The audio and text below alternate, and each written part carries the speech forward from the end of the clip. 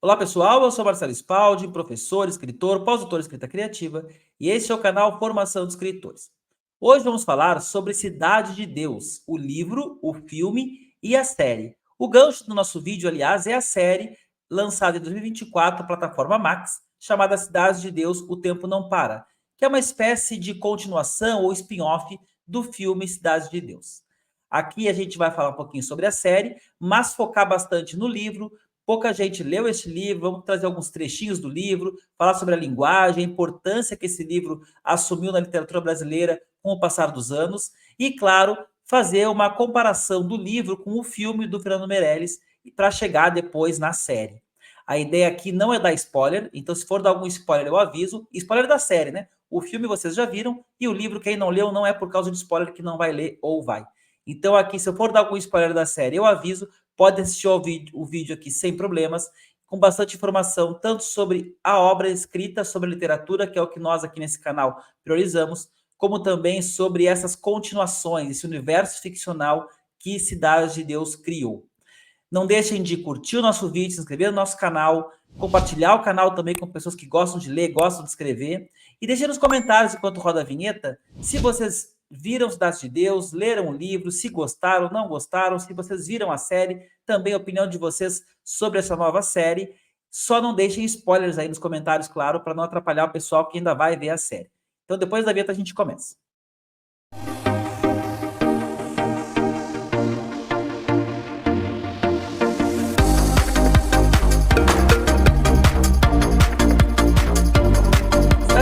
Um filme que fez muito sucesso nos anos 2000, inclusive é o primeiro filme brasileiro a concorrer a 4 Oscars, incluindo o Oscar de roteiro e direção. E o Cidade de Deus, ele foi inspirado num livro, o livro do Paulo Lins, de 1997. Tá aqui o livro, eu tenho o livro com essa capa, depois eu vou falar sobre uma mudança de capa que houve aí no livro. O livro é um romance muito importante para a literatura brasileira, mas ele gerou então esse filme e agora, em 2024, 22 anos depois do filme, saiu a série Cidade de Deus, A Luta Não Para, produzida pela Max. A gente vai conversar sobre os três, começando aqui pelo livro, em ordem cronológica, mas achei importante mostrar esse paralelo. Há também a série Cidade dos Homens, produzida pelo próprio Meirelles, escrita pelo próprio Paulo Lins, alguns roteiros, e transmitida pela TV Globo nos anos 2000 e 2010. Essa série, ela não faz parte da mesma linha, digamos assim, desse protagonista que é o Buscapé. Então a gente vai se concentrar aqui nos 3 títulos que levaram o nome Cidade de Deus, o livro, o filme e a série, em que temos o Buscapé como o personagem principal.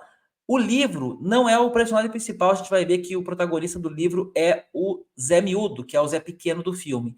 Mas depois o filme consagra o Buscapé como um grande protagonista, um grande foco narrativo, e isso se repete depois na série, e é isso que aproxima tanto a série Cidade de Deus de 2024 do filme de 2002 lá do Meirelles, diferentemente do Cidade dos Homens.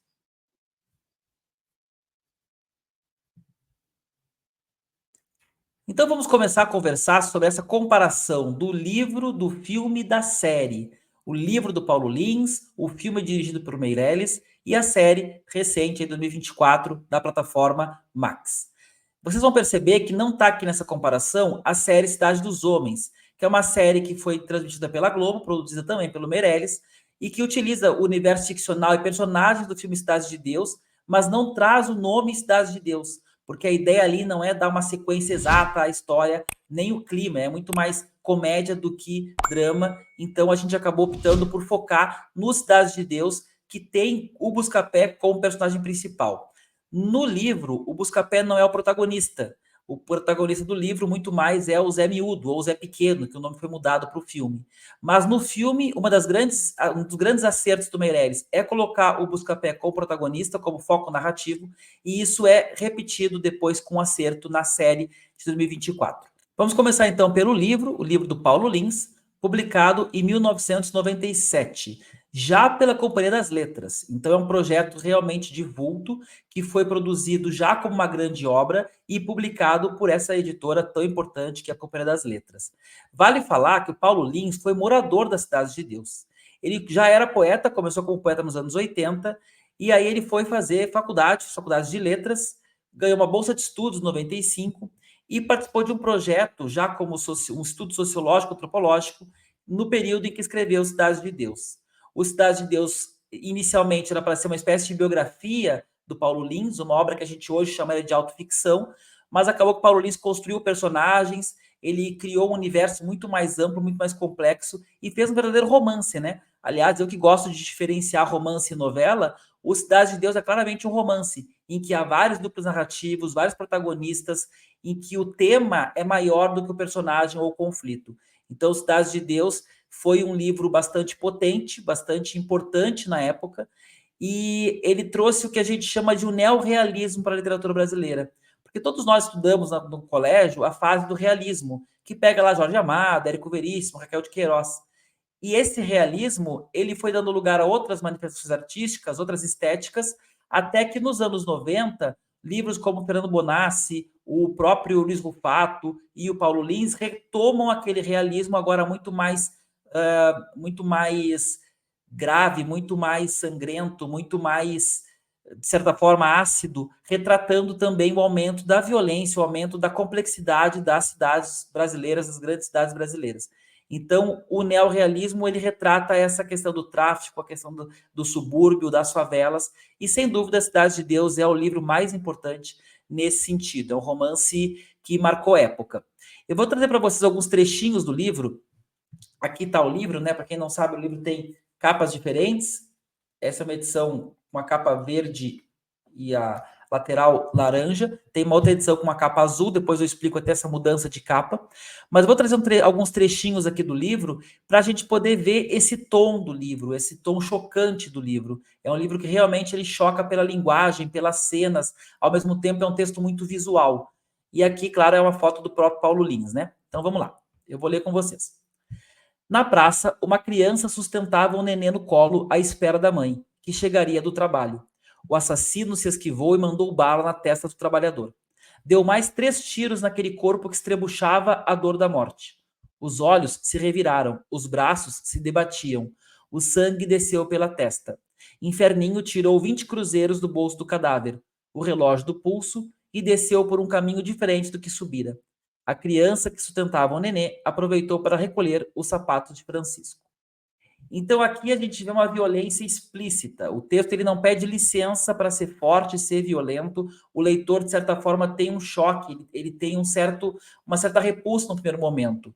E mais ainda esse leitor dos anos 90, a gente acabou acostumando um pouco com esse tipo de abordagem ao longo do tempo, mas é um texto muito forte. Lembra Rubem Fonseca. Rubem Fonseca, por exemplo, no Conto Feliz Ano Novo, tem também essa linguagem muito forte, muito violenta mesmo, de certa forma chocando o leitor, e o Feliz Ano Novo até hoje é um texto chocante, um texto que inclusive já vi ser proibido em escolas por causa da sua linguagem, que é um absurdo, né? Vale salientar. Mas então, Cidade de Deus, ele tem essa linguagem seca, essa linguagem cortante, essa linguagem que não tenta suavizar a violência, vai falar de sangue, vai falar de tiro. De certa forma, a gente poderia até criticar uma certa banalização da morte. Os personagens morrem sem grande repercussão na história. E também essa violência chega a um ponto. Existe uma cena no livro que não tem no filme. Eu não coloquei o trecho dela aqui na tela, mas eu vou relatar para vocês. Que para se vingar de uma família, o tráfico mata um bebê e entrega o corpo do bebê numa caixa de sapato. Então, o livro é muito pesado, é muito duro. O filme, um dos méritos do filme é não suavizar, não adocicar, mas tirar um pouco do exagero, o que alguns poderiam achar, inclusive, que é um pouco sensacionalista. O filme ele consegue trabalhar um tom abaixo sem perder a potência dele em relação ao livro. O livro é muito chocante. A gente, claro, tem que lembrar que o Paulo Lins está trazendo uma obra muito calcada na sua experiência de vida, na própria Cidade de Deus, e o filme já é uma releitura dessa obra, já é uma muito mais ficcional, talvez, do que a obra se propõe, do que o romance se propõe. Mas a linguagem do romance, ela também revela isso. Notem que o narrador em terceira pessoa, um narrador que, de certa forma, está distante dos acontecimentos, está vendo os acontecimentos de uma posição privilegiada, de cima, e o que não acontece também no filme. Vamos ver outro trechinho aqui. Um homem sacudia a cabeça de uma criança, forçando-a a voltar à vida sem sucesso. Uma rajada cortou-lhe o peito, esburacou seu pulmão. O homem gritava para as pessoas que corriam, pedia pelo amor de Deus que ajudassem a socorrer seu filho. Cabeça de nós todo, um policial, olhou a criança agonizante, mas que se foda, antes ela do que ele. Esse personagem cabeça de nós todo, de certa forma, é um personagem cabeção que vai ter no filme depois, e que é muito importante, eu diria que ele é o antagonista do seriado de 2024. Então notem como existe uma linha aí de universo ficcional muito firme entre o livro, o filme e depois o seriado. Pardalzinho, ainda menor de idade, jurara por todos os santos não ser ele o ladrão. Mesmo assim, apanhou durante os 3 dias passados ali. Foi nessa época que prometeu para si mesmo ser bandido quando crescesse e ter motivos verdadeiros para levar porrada da polícia. A violência policial, que é um tema hoje bastante comentado, o filme Tropa de Elite, de certa forma, trouxe isso também muito forte. Ele também aparece no Paulo Lins, lá no Cidade de Deus Romance. Ele aparece também no filme e ele aparece bastante. Talvez seja o tema central do seriado, sem dar spoiler aqui. Vocês logo vão perceber isso no seriado. Mas notem como isso já está lá no livro, né? E essa frase aqui, a gente poderia dizer que esse trecho, eu que sou especialista em mini-conto, se a gente cortar só esse trecho aqui, é um mini-conto, né? Essa ideia de que o personagem ele se torna um bandido, se torna uma pessoa mais violenta pela forma como a polícia age com ele. E essa construção dos marginais, ou essa construção, porque marginal é a palavra errada nesse contexto, né? O marginal é quem vive à margem dos centros urbanos. Aqui a gente está falando de bandidos mesmo, pessoas que escolheram a bandidagem, o tráfico, o homicídio, e então a construção desse bandido, de certa forma, se dá também pela truculência, pela falta de opções, falta de assistência que eles têm nesse ambiente. E isso aparece muito fortemente no livro e aparece também lá no filme e no seriado. Bom, este livro recebeu diversas críticas, críticas no sentido de análises, resenhas, e a mais importante é do Roberto Schwartz. Roberto Schwartz é o segundo crítico literário mais importante do Brasil. O primeiro é o mestre do Roberto, que é o Antônio Cândido. O Roberto Schwartz é extremamente importante. Quem estuda literatura brasileira, sem dúvidas, vai ler bastante sobre o Roberto Schwartz. Ele, inclusive, tem um ensaio muito famoso chamado Os Pobres na Literatura Brasileira. E ele chama este livro, Cidade de Deus, de um acontecimento. Acontecimento é uma obra, um fato que vai mudar, que vai repercutir por vários anos, que se torna um acontecimento na literatura. E ele vai dizer que o interesse explosivo do assunto, o tamanho da empresa, a sua dificuldade, o ponto de vista interno e diferente, tudo contribui para a aventura artística fora do comum. Então, notem que a recepção do livro é extremamente forte, ela é extremamente positiva. Ela rapidamente chega no mainstream, então esse livro é de 97 e o filme vai ser de 2002. E a partir desse sucesso e desse ponto de vista do Paulo Lins, que o Fernando Meirelles vai, então, lançar o filme no ano 2002. Assim como o livro, o filme se passa dos anos 60 aos anos 80. É a formação daquela comunidade até a eclosão da violência, da luta de gangues, da guerra de gangues, sem contar as invasões policiais das Cidades de Deus. O filme, vale dizer, concorreu a 4 Oscars. Melhor diretor, melhor fotografia, melhor montagem e melhor roteiro adaptado. O melhor filme estrangeiro ele não concorreu, não foi indicado pelo Brasil na época, né? Uma pena. E foi indicado também ao Globo de Ouro de melhor filme estrangeiro. Acabou não recebendo uma estatueta, mas sem dúvidas é o filme brasileiro que mais repercutiu. O Fernando Meirelles, depois disso, fez carreira internacional, produziu filmes, inclusive hollywoodianos. A Alice Braga, sobrinha da Sônia Braga, que está aparecendo aqui no filme também. Deixa eu até, ela está aqui na foto junto com o Buscapé, aqui abaixo. Ela também, depois desse filme, acabou fazendo carreira internacional. Até hoje está lá em Hollywood produzindo filmes internacionais. Então, o filme foi um grande sucesso. A montagem desse filme, ela fez escola, ela é uma referência, e na minha opinião, um dos grandes méritos desse filme é o roteiro, por isso tem tudo a ver conversar sobre ele com vocês aqui nesse canal, que é de formação de escritores. O roteiro, que é do Braulio Montovani, ele é um roteiro que consegue melhorar o livro. A gente tem aquela ideia de que sempre o livro é melhor do que o filme. Isso não é verdade. Normalmente, o livro é melhor do que o filme. Mas há casos, e na minha opinião, este é um caso muito claro, em que o filme consegue ser melhor do que o livro. Ah, Marcelo, quer dizer que o livro é ruim, está desfazendo? Não, gente, não é isso. É que o filme é nota 10. Aliás, esse filme aqui, naquelas listas da internet, ele tem nota 5 de 5, por exemplo, no Adoro Cinema. É muito difícil um filme atingir esse grau de excelência de recepção de público e crítica. O livro é muito bom, mas o livro é nota 7, nota 8. Ele tem questões que a gente, inclusive, vai abordar aqui depois, tanto minhas quanto de um outro autor que eu trouxe aqui para nossa conversa. Então, o filme, ele é muito bem feito, ele é muito bem produzido, o roteiro é incrível, ele consegue ao mesmo tempo que ele tira o excesso de violência do livro, ele consegue dar mais coesão para a história. Ele consegue transformar aquela quantidade enorme de personagens, que a gente se perde às vezes no livro, numa quantidade menor e mais focada. E a grande sacada foi exatamente o Buscapé, que está aí na foto. O Buscapé, que é um menino da comunidade, ele chega a pensar em se tornar um assaltante, ele chega a entrar num ônibus para assaltar, aquela cena célebre que o seu Jorge é o cobrador, seu Jorge é o próprio músico, que depois fez muito sucesso aí, faz ainda hoje, né, como músico. Então o Buscapé, ele entra no ônibus, ele acaba não assaltando o ônibus, ele acaba indo por outros caminhos e ele vai para o caminho da fotografia, do jornalismo, o que é muito bem explorado depois lá no seriado. Pois então, o Buscapé, ele se torna não apenas protagonista, como foco narrativo do filme. A gente não vai chamar de narrador, porque um filme não tem bem um narrador, né? O narrador do filme é a câmera. Mas quando há intervenções de narrador no filme e no seriado, é do Buscapé. E esse é um acerto muito grande, que o Buscapé faz a ponte entre Cidade de Deus e a vida fora da Cidade de Deus. Então, foi um grande acerto do filme, que de fato, para mim, é melhor até do que o livro. Aqui eu trouxe para vocês uma frasezinha minha que diz assim: no filme, quem narra é Buscapé, um menino de boa índole que sonha ser fotógrafo. No romance, o narrador é em terceira pessoa e o foco narrativo fica maior tempo em Zé Miúdo, o menino bandido. Existem alguns nomes que foram mudados do livro para o filme. Um deles é o Zé Miúdo, que no filme é o famoso Zé Pequeno. A capa do livro que eu tenho aqui comigo, essa capa aqui, é a capa com o Zé Miúdo ou o Zé Pequeno na foto.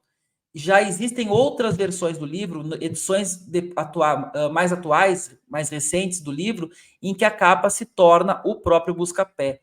Deixa eu botar aqui na tela maior para vocês poderem ver melhor. Vamos lá.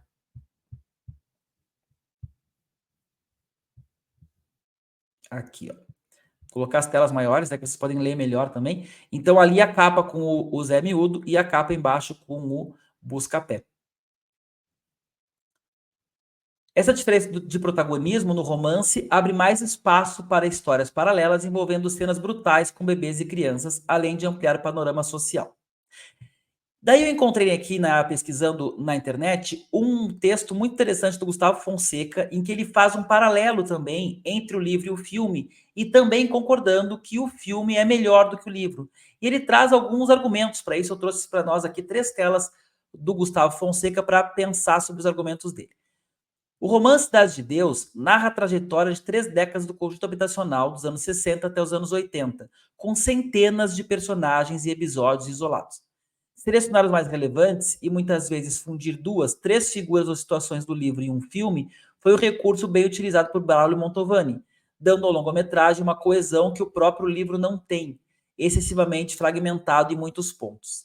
Claro, gente, quando a gente pensa, né, quando a gente estuda romance e novela, é característica do romance essa fragmentação. Lembrem, o conto é a história de um conflito, a novela a história de um personagem e o romance é a história de um assunto. Então, o romance se presta a essa quantidade maior de personagens, de núcleos narrativos, de conflitos. Mas, de fato, quando a gente consegue fazer uma compactação desse trabalho numa novela ou num filme, que é um texto de 2 horas, ali, o filme com 2 horas, se torna muito mais potente. Há casos em que transformar um livro em filme empobrece bastante o livro. Acho que o caso mais notório é o Tempo e o Vento. O Tempo e o Vento também tem um filme que é bem produzido, é bem feito, mas ele não chega aos pés do livro pela grandiosidade do projeto do livro. Agora, o filme não. O Cidade de Deus não. O foco, o recorte que o Braulio Mantovani e o Meirelles fizeram, ele consegue fazer jus ao livro e, ao mesmo tempo, contar uma história que funcione naquele período mais curto do filme. Talvez por conta disso, trocou-se nas telas inclusive nome dos personagens, em claro indicativo da transposição de literatura a cinema. No romance, Tutuca, Inferninho e Martelo. No filme, Alicate, Cabeleira e Marreco. No romance, Inho e Zé Miúdo. No filme, Dadinho e Zé Pequeno. No filme, Pardalzinho e Zé Bonito. No livro, Pardalzinho e Zé Bonito. No filme, Bené e Mané Galinha. Então, essas trocas, elas têm função estética. A gente fala muito aqui no curso, né, de que o mais importante quando vai estudar escrita, estudar literatura, é que a gente tome consciência do que a gente às vezes faz de forma intuitiva.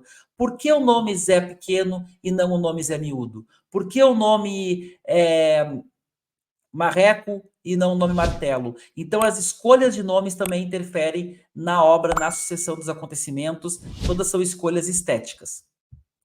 Para fechar a contribuição aqui do Gustavo, ele vai escrever o seguinte: o livro Cidades de Deus é dividido em 3 partes: a história de Inferninho, a história de Pardalzinho, a história de Zé Miúdo.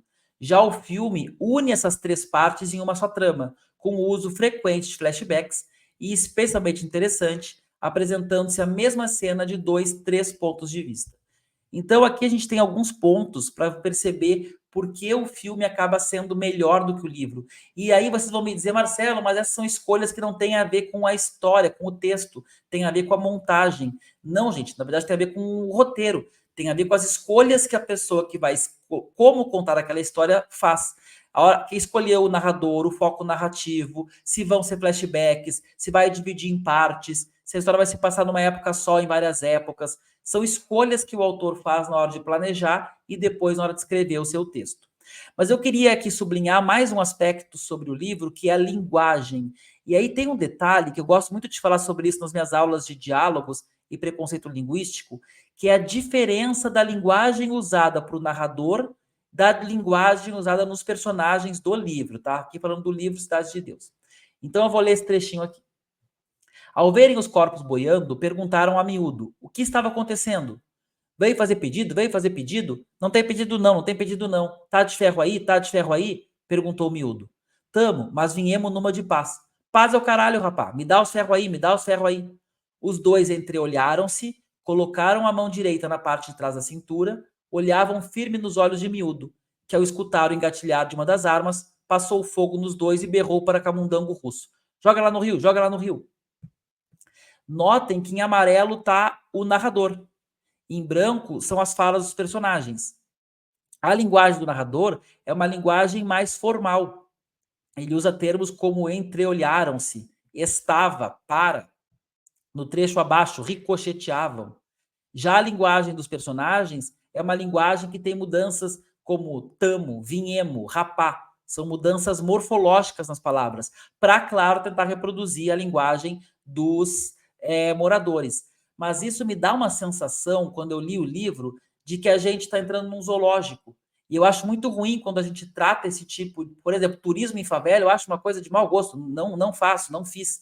Porque não é isso, né? A gente não pode ir lá para ver, nossa, como é, olha como é diferente, olha que engraçado isso, olha que curioso aquilo. Não me parece essa a função desse tipo de coisa. Então, o livro faz um distanciamento que o narrador está acima observando os personagens agindo e a gente parece que olha de cima. E isso o filme resolve brilhantemente. Quando o protagonista e a linguagem do filme é de um dos personagens de Cidade de Deus, é do Buscapé, a gente não tem essa distinção tão grande. É como se o livro Cidade de Deus fosse narrado em primeira pessoa pelo Buscapé. Mesmo que ele narrasse os acontecimentos em terceira, ele teria uma linguagem mais próxima à linguagem dos habitantes. E esse fosso linguístico entre narrador e personagem seria menor. Então, isso, claro, gente, eu não estou aqui julgando a obra do Paulo Lins ou criticando o Paulo Lins, porque a gente está vendo isso passado o tempo. A própria obra do Paulo Lins nos ajuda a olhar para essa população, para esse tipo de literatura de outra forma. Mas hoje parece que esse distanciamento aqui atrapalha o livro e ajuda o filme. E assim a gente chega então na série, né? Eu comecei aqui o nosso vídeo falando que o motivo da conversa é o seriado, que é um seriado que está aí em 2024. Estou gravando esse vídeo em 2024 e acabei de ver o último episódio da série aqui em outubro de 24. E a série trouxe de volta Cidade de Deus para o título, diferentemente de Cidade dos Homens, que ia por outro caminho. A série se propõe a ser uma continuação 22 anos depois. Então, 22 anos depois, os personagens estão 22 anos mais velhos. E isso é muito legal. Por quê? Porque o próprio ator ali, o Alexandre Rodrigues, que é o Buscapé no filme, é o Buscapé no seriado. O Edson Oliveira é o Barbantinho no filme, é o Barbantinho no seriado. A Roberta Rodrigues, que é a Berenice no filme ela é bem coadjuvante, No seriado, ela é a Berenice e é uma protagonista.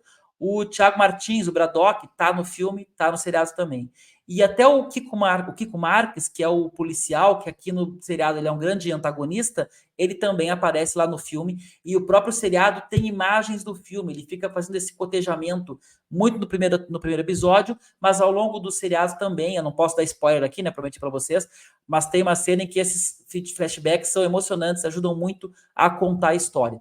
Então, o grande mérito do seriado é trazer esses personagens com os mesmos atores do filme 22 anos depois. Então, se a história se passa lá nos anos 80, no filme, aqui se passa nos anos 2000.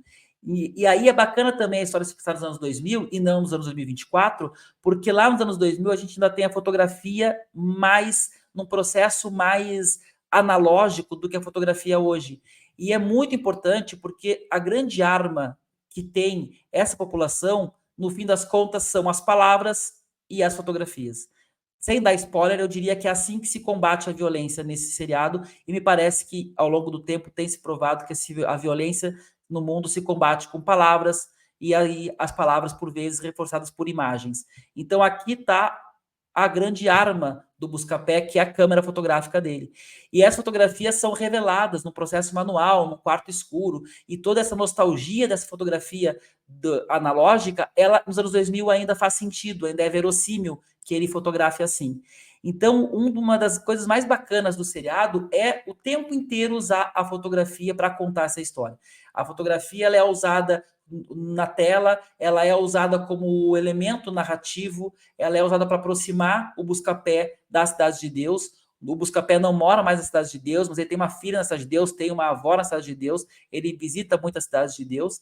Então, é um elemento muito importante a fotografia para aproximar a Cidade de Deus do Buscapé, que já está na Zona Sul há mais de 20 anos, é um fotógrafo famoso no país todo, premiado e tal.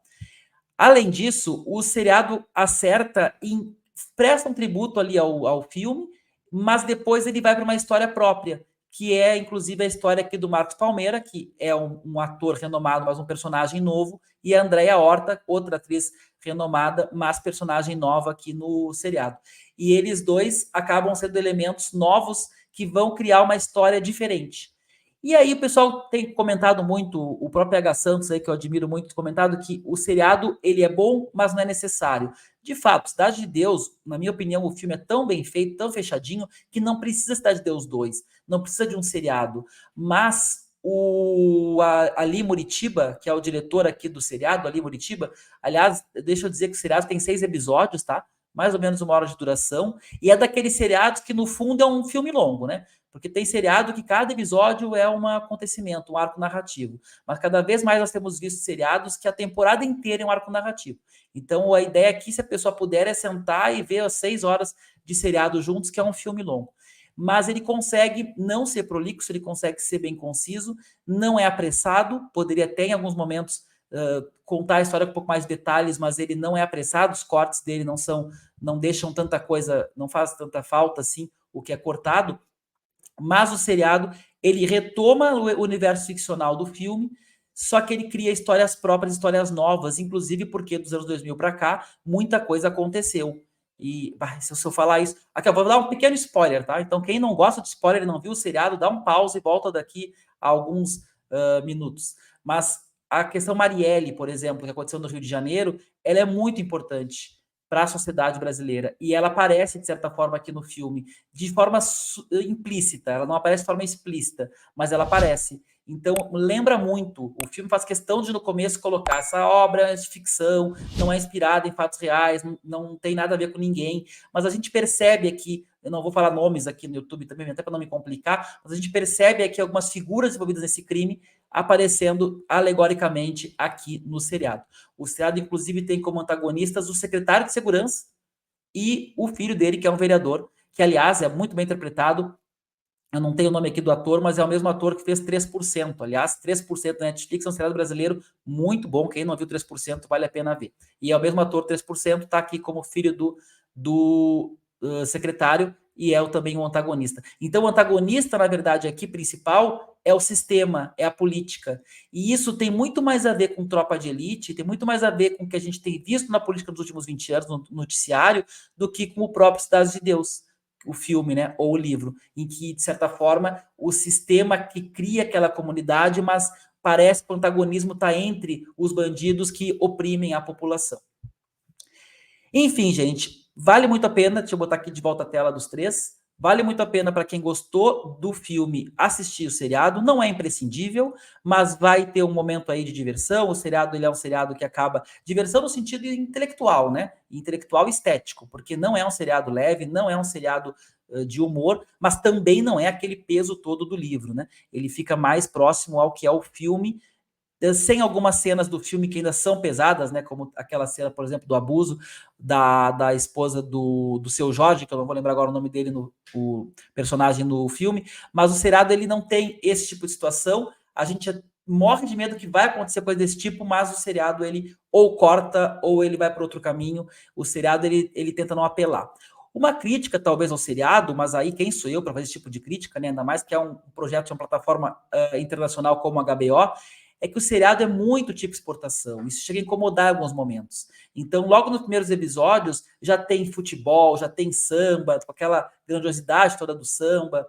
Lá na frente vai ter uma cena em que há um protesto na favela, e aí a menina, que aliás é uma funkeira, super funkeira de músicas com aquelas letras um tanto questionáveis, erotizadas, e isso como se fosse lá nos anos 2000, como se ela fosse uma precursora do funk, de novo, uma coisa super tipo exportação.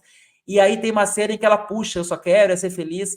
É uma cena bonita, mas também se vê que é super estereotipado, embaladinho para estrangeiro ver o brasileiro, né? É tudo que o estrangeiro conhece do Brasil. Se isso ajudar essa obra a chegar mais longe, essa questão da violência policial, da corrupção política a chegar mais longe, maravilha. O Tropa de Elite, de certa forma, fez isso. Agora, a gente também tem que perceber que, às vezes, isso atrapalha um pouquinho o andamento da história. Isso, por vezes, faz a história ficar um pouco previsível. E não precisaria disso. Me parece que vai ter segunda temporada. Há ganchos ali para isso, né? Há personagens ali para isso. E na segunda temporada, imagino também que a obra vai ficar cada vez mais distante do livro e do filme, mas mantendo um conceito que eu acho muito importante, a gente trabalha aqui no curso também, que é o conceito de universo ficcional. O universo ficcional é olhar para cenário de forma mais ampla. Então, cenário ou espaço não é apenas a casa em que acontecem as coisas, no caso, não é apenas a comunidade, a favela em que acontecem as coisas. E que, aliás, aqui o espaço é tão importante que dá título ao livro, né? Cidade de Deus.